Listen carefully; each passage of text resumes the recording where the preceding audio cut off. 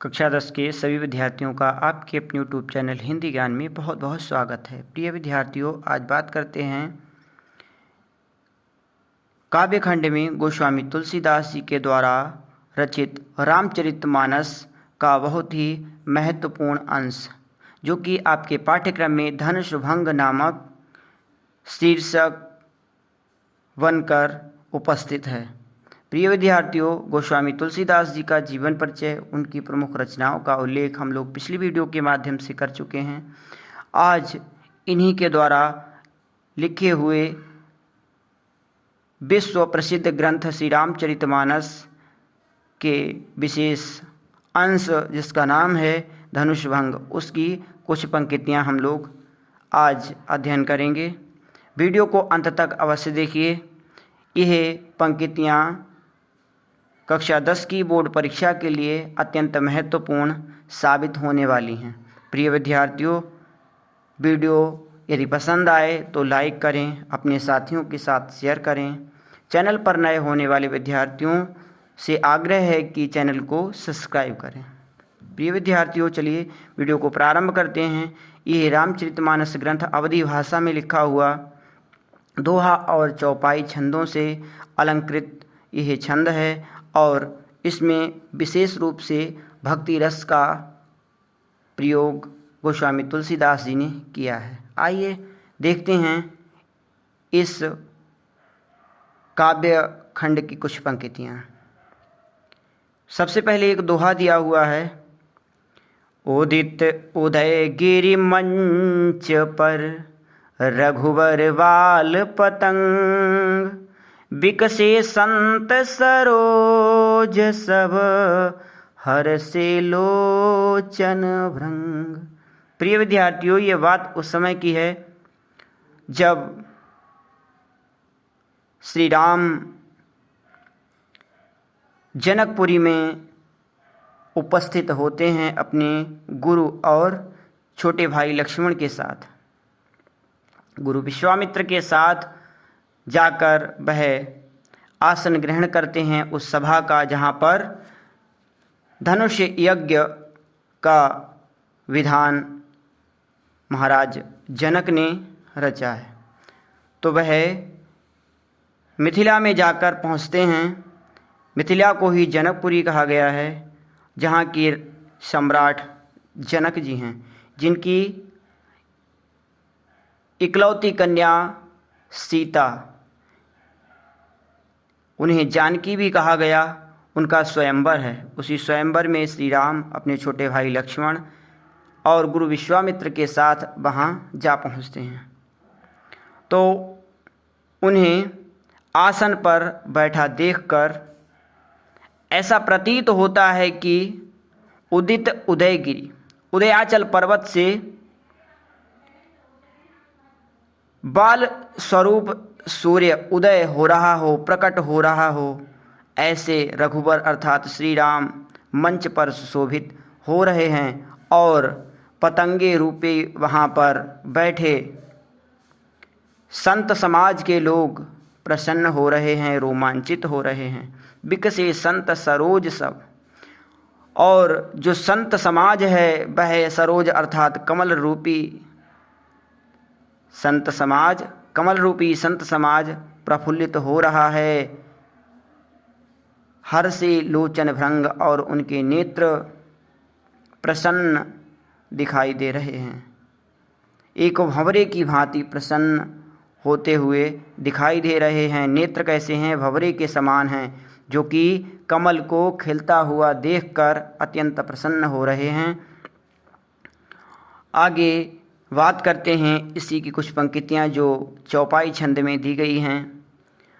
नृपन केरी आशा निसिनासी, बचन नखत अबली न प्रकाशी, मानी महिप कुमुद सकुचाने, कपटी भूप उलूक लुकाने। भय विशोक कोक मुनि देवा, बरसहि सुमन जना वहीं सेवा। बरसहि सुमन जना वहीं सेवा। गुरुपद वंदी सहित अनुरागा, राम मुनिन सन आयुष मांगा।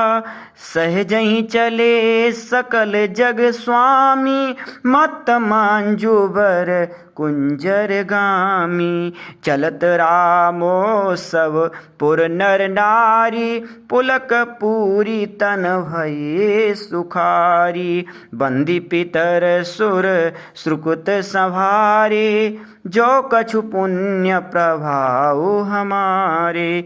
तो शिव धनु मृणाल की नाई, तोरहु राम गणेश गुसाई। तोरहु राम गणेश गुसाई। प्रिय विद्यार्थियों, जब अनेक राजा महाराजा धनुष को तोड़ने में असमर्थ रहे, तोड़ना तो दूर उठाने में ही असमर्थ रहे, और जो अभिमानी राजा उठाने में असमर्थ रहने के बाद नजरें नीची किए हुए वहाँ बैठे हुए हैं, केवल उन्हें छोड़कर श्री राम की ओर देखकर सभी लोग प्रसन्न चित्त हैं और एक ही आस लगी हुई है कि इन्हें यदि अवसर प्राप्त होता है तो यह शिव शंभू का धनुष अवश्य तोड़ देंगे और सीता से नाता जोड़ लेंगे। तो किस प्रकार से तुलसीदास जी इसे व्यक्त करते हैं, रूपक अलंकार में यह चौपाइयाँ और अनुप्रास अलंकार का प्रयोग इसमें किए हैं गोस्वामी तुलसीदास जी। कहा है कि नृपन केरी आशा निसिनासी। जो अभिमानी नृप थे, राजा थे, उन्हें छोड़कर बाकी सभी राजा, बाकी सभी वहाँ पर स्त्री पुरुष, उनकी क्या थी, निसी माने रात और नासी माने समाप्त हो गई। आशा की जो रात्रि थी, आशा रूपी रात्रि थी, वो समाप्त हो गई। बचन नखत अवली न प्रकाशी। और राजा का ऐसा वचन सुना कि उन्हें अवसर प्राप्त हो गया। राम को जब अवसर प्राप्त हो गया तो ये बात सुनकर सभी की जो आशा रूपी रात्रि थी वह समाप्त हो गई और श्री राम के उठते ही, उनका नाम सुनते ही प्रकाश छा गया, अर्थात लगने लगा कि बाल स्वरूप सूर्य उदय हो चुका है। मानी महिप कुमुदम सकुचाने, कपटी भूप उलूक लुकाने। जो अभिमानी महीप अर्थात राजा थे, वह कुमुदनियों की तरह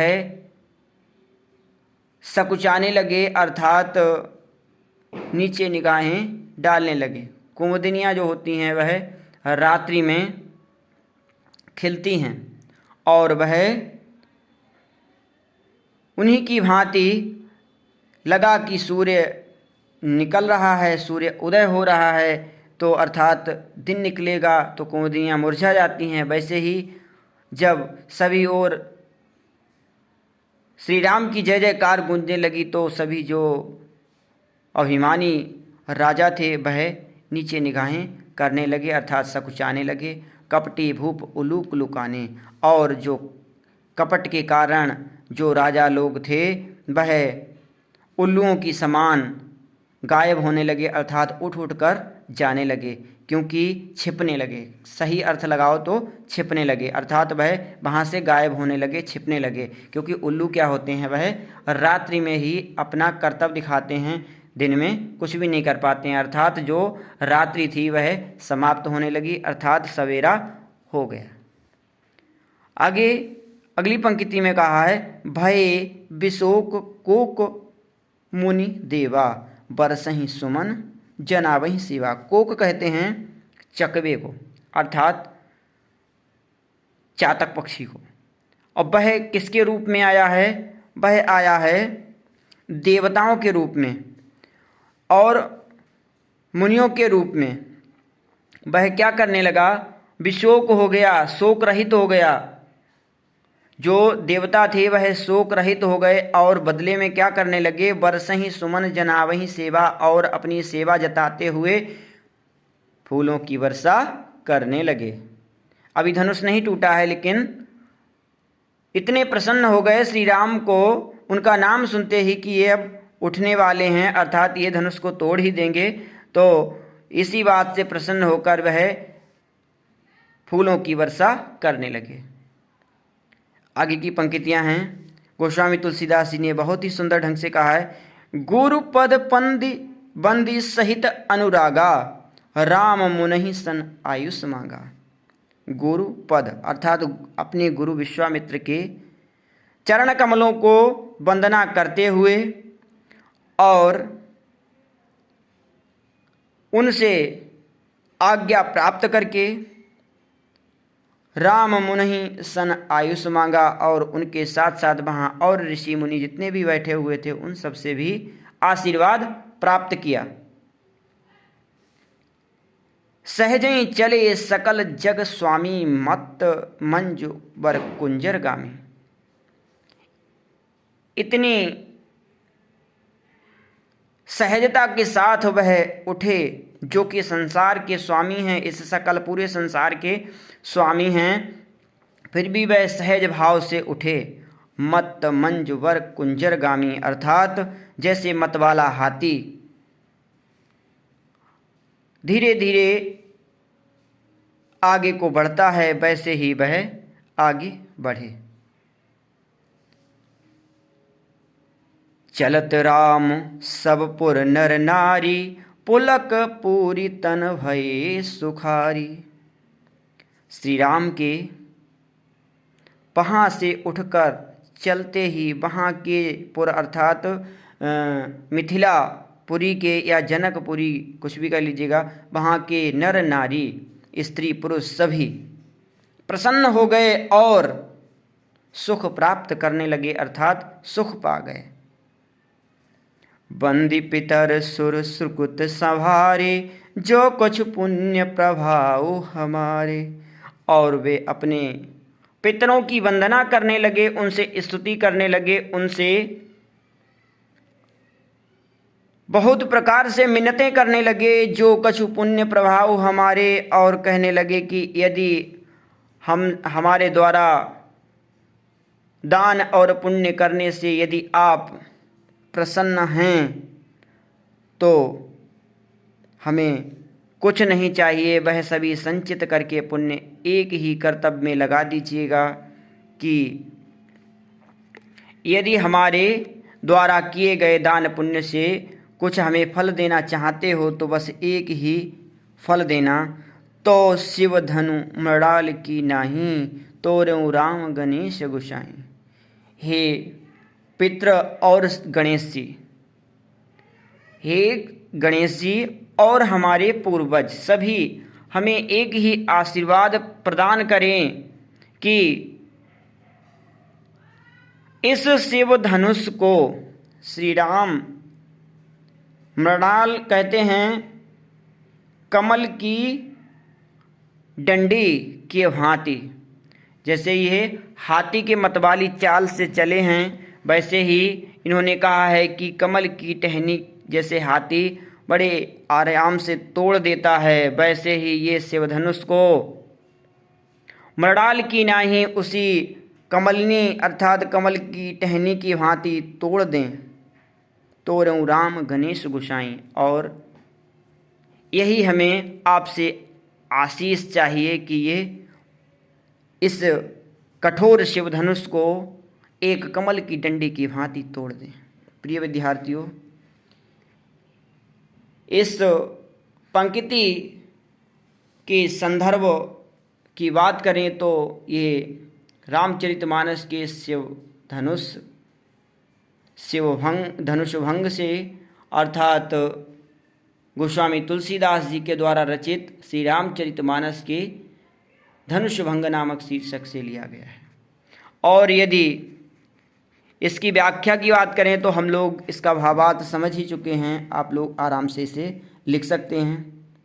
काव्य सौंदर्य में आप लोग लिखेंगे कि इसमें अवधी भाषा का प्रयोग किया गया है, प्रबंध और वर्णात्मक शैली का प्रयोग किया गया है, रस इसमें विशेष रूप से भक्ति रस का प्रयोग किया गया है, और अलंकार के रूप में रूपक और अनुप्रास अलंकार का मनमोहक प्रयोग किया गया है। प्रिय विद्यार्थियों, आज के लिए बस इतना ही। मिलते हैं जल्दी अगली वीडियो के साथ। धन्यवाद।